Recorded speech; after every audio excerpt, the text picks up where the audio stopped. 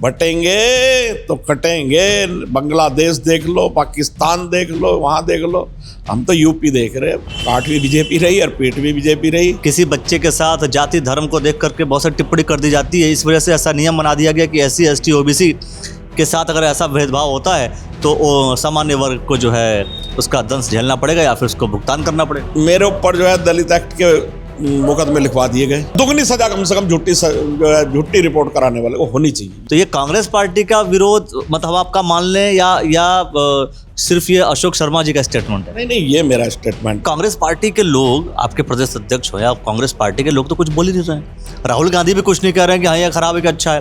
राहुल गांधी भी साइलेंट हैं, आपके प्रदेश अध्यक्ष भी साइलेंट हैं, आपके सेंटर के जो मुखिया सब लोग साइलेंट हैं। मैं इतना बड़ा नेता नहीं। राजनीति करनी है उन लोग को, इसका मतलब वो लोग सोच रहे होंगे कि अच्छा बोलेंगे तो फंसे, नहीं बोलेंगे तो फंसे, अच्छा पक्ष में बोले या विपक्ष में बोले इसलिए फंसे। ये कहूँ कि वो नहीं बोल रहे या नहीं बोल रहे, वो बोल लेंगे तो देश की भलाई के लिए, देश की अच्छाई के लिए। क्या विश्वविद्यालयों जैसी संस्थाओं में या विश्वविद्यालय में, किसी भी विश्वविद्यालय में क्या आपको लगता है कि SC ST OBC जनरल वाली बातें होनी चाहिए? न्याय सबके साथ होना चाहिए, अन्याय किसी के साथ नहीं होना चाहिए।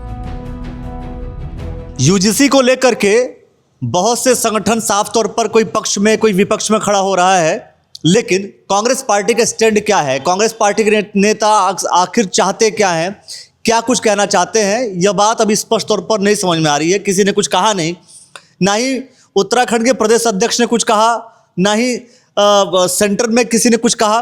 कांग्रेस पार्टी का कोई स्टैंड सामने नहीं आ रहा। हमने सोचा कि भाई हरिद्वार जिले में हम बात कर लें अशोक शर्मा जी से, क्योंकि वो मुखर होकर के बहुत सारी बातों को लेकर के खुल करके बोलते हैं। तो मेरा प्रश्न ये है कि आखिर अशोक शर्मा जी, UGC के जो नए नोटिफिकेशन आए हैं जिसमें कि एंटी डिस्क्रिमिनेशन लॉ बनाया गया, पूरा सिस्टम बनाया गया, उसे लेकर के आप क्या कहते हैं? क्या चाहते हैं, क्या लगता है आपको? क्योंकि इस पर विपक्ष भी खामोश है, विपक्ष विरोध भी नहीं कर रहा। मजे की बात यह है, वरना कभी भी कोई नोटिफिकेशन या कोई नई चीज आती है तो विपक्ष सबसे पहले विरोध करता है। इस पे विरोध क्यों नहीं कर रहा है विपक्ष? देखिए, मेरा तो ये मानना है कि सबसे पहले देश है हमारा, देश से बड़ा कुछ नहीं है। और देश तभी रहेगा, देश अच्छे से प्रगति तभी करेगा जब सब मिलजुल के रहें और एकजुट रहें। और रही बात UGC की या उसकी, ये सब राजनीति की बातें हैं, वोटों की खेती है, इसके अलावा कुछ नहीं है। नहीं, वोटों की खेती कहाँ है? वो तो बताया गया कि भाई बहुत सारे विश्वविद्यालयों में किसी बच्चे के साथ जाति धर्म को देख करके बहुत सारी टिप्पणी कर दी जाती है। इस वजह से ऐसा नियम बना दिया गया कि SC ST OBC के साथ अगर ऐसा भेदभाव होता है तो सामान्य वर्ग को जो है उसका दंश झेलना पड़ेगा या फिर उसको भुगतान करना पड़ेगा। देखो, आज अगर आप हजारों साल पुरानी या सैकड़ों साल पुरानी बातें लेके आज आप बात कर रहे हो तो देश बहुत आगे चला गया, देश में बहुत प्रगति हो गई। तो ये जो एक तरफ तो हम प्रगति की बातें कर रहे हैं और एक तरफ हम रूढ़िवादिता पे ही जा रहे हैं, जो पुराने ज़माने में कहते हैं कि हमने तो देखा नहीं सुना नहीं, लेकिन लोग कहते हैं, कुछ लोग कहते हैं। मैं समझता हूँ कि जो हमारे दलित भाई हैं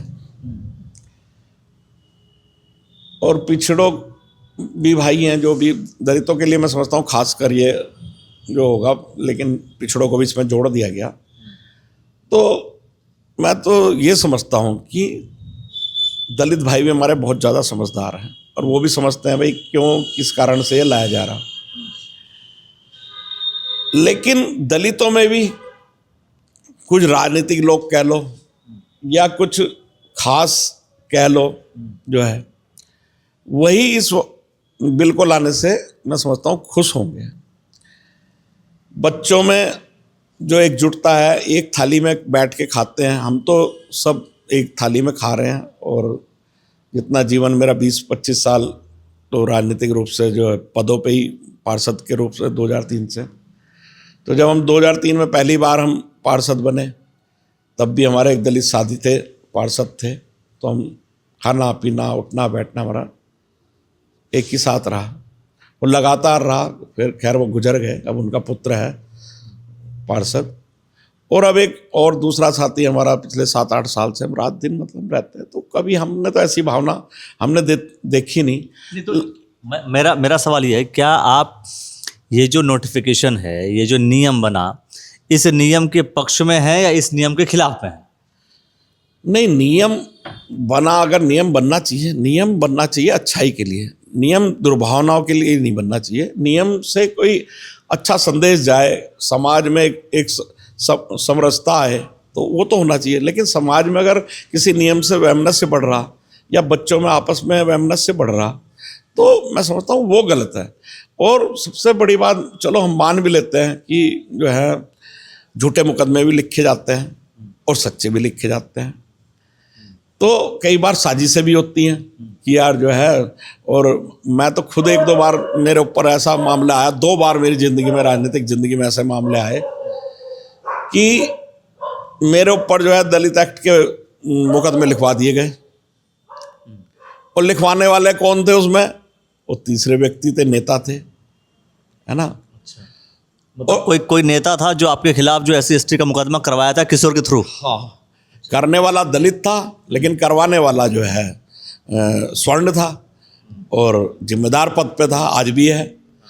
तो 2 बार मेरे साथ ज़िंदगी में ऐसा आया। तो कल को मिसयूज़ ना हो, कल को पता चला बच्चों की आपस में हुई या किसी ने किसी के बच्चे से दुश्मनी काटनी है, उन्हें यार तू कह दे, इसमें सुनवाई भी नहीं है और जो है जेल जाएगा या जुर्माना होगा या पढ़ाई से वंचित होगा। तो हम कह रहे हैं अगर आपको बहुत ज़्यादा आवश्यकता ही है लगाने की, तो उसमें जांच भी होनी चाहिए, समय मौका मिलना चाहिए। और अगर जो है झूठी है शिकायत, तो जो सजा उस धारा में है उससे दुगनी सजा कम से कम झूठी रिपोर्ट कराने वाले को होनी चाहिए, ये हमारी मांग है। मतलब अगर ये रिपोर्ट उस तरीके से नहीं बनाती है सरकार या उस तरीके का नोटिफिकेशन जारी नहीं होता है, तो ये कांग्रेस पार्टी का विरोध मतलब आपका मान लें या सिर्फ ये अशोक शर्मा जी का स्टेटमेंट है? नहीं, ये मेरा स्टेटमेंट है, मेरे अभी इस बारे में किसी से बात नहीं हुई।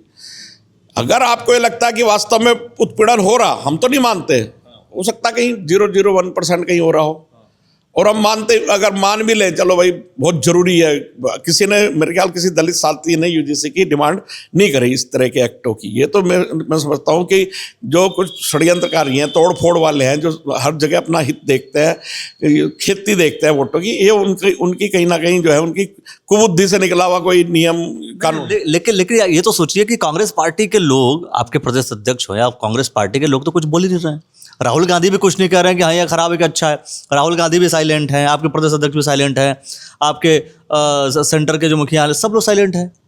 देखो, मैं इतना बड़ा नेता नहीं हूँ। राजनीति करनी है उन लोग को, इसका मतलब वो लोग सोच रहे होंगे कि अच्छा बोलेंगे तो फंसे, नहीं बोलेंगे तो फंसे, अच्छा पक्ष में बोले या विपक्ष में बोले इसलिए फंसे। नहीं, देखो मैं इतना बड़ा नेता नहीं हूँ, और जो है कि मैं ये कहूँ कि वो नहीं बोल रहे या नहीं बोल रहे, वो बोलेंगे तो देश की भलाई के लिए, देश की अच्छाई के लिए, और सबको साथ लेके। हमारी पार्टी ने तो हमेशा कहा है कि भाई किसी का भी शोषण नहीं होना चाहिए, सबके साथ न्याय होना चाहिए। अब राहुल गांधी जी के भी पिछले बयान भी मैंने देखे, गरीब वर्ग की भी बात करते हैं और स्वर्णों की भी बात करते हैं, सभी उसमें स्वर्ण में जो गरीब है उन सबकी बात करते हैं। हम तो ये चाहते हैं कि शोषण किसी का ना हो और न्याय सबके साथ हो। और क्या विश्वविद्यालयों जैसी संस्थाओं में या विश्वविद्यालय में, किसी भी विश्वविद्यालय में, क्या आपको लगता है कि SC, ST, OBC, जनरल वाली बातें होनी चाहिए? देखो, होनी तो नहीं चाहिए। हम भी मतलब ग्रेजुएट तक हमने भी शिक्षा ग्रहण करी, ये अब ज़्यादा होगी। जब कांग्रेस का टाइम चल रहा था तो कहीं ये भावनाएं नहीं थी, ये अगड़ा है, ये पिछड़ा है, ये दलित है, ये वो है। सब एक जगह बैठते थे, खेलते कूदते थे, कबड्डी थी, सब चीज़ थी। लेकिन जब से ये मोबाइल वाले आ गए, ये मामला आ गए नेटवर्किंग का, है ना, और ये तमाम चैनल चल गए, कुछ ये बहसें इस तरह की हो जाती हैं, TV डिबेटें हो जाती हैं, तब से ये वैमनस फैल रहा। और हम तो देखते हैं आज भी जो है लोग इस तरह की बातें करते हैं कि भाई वंचित वंचित वंचित। अभी हम देखते हैं कि हमारा BHL इतना संस्थान यहाँ पर था, कांग्रेस की देन थी, उसमें हजारों की संख्या में दलित काम कर रहे थे, सभी जातियां काम कर रही हैं। जैसे भारतीय जनता पार्टी का एक नारा था, मैं साफ तौर पर कह रहा हूँ, भारतीय जनता पार्टी का नारा था, एक रहें, एक हैं तो सेफ हैं, है ना, बटेंगे तो कटेंगे। ये नारा तो भारतीय जनता पार्टी का फेल हो गया लग रहा है।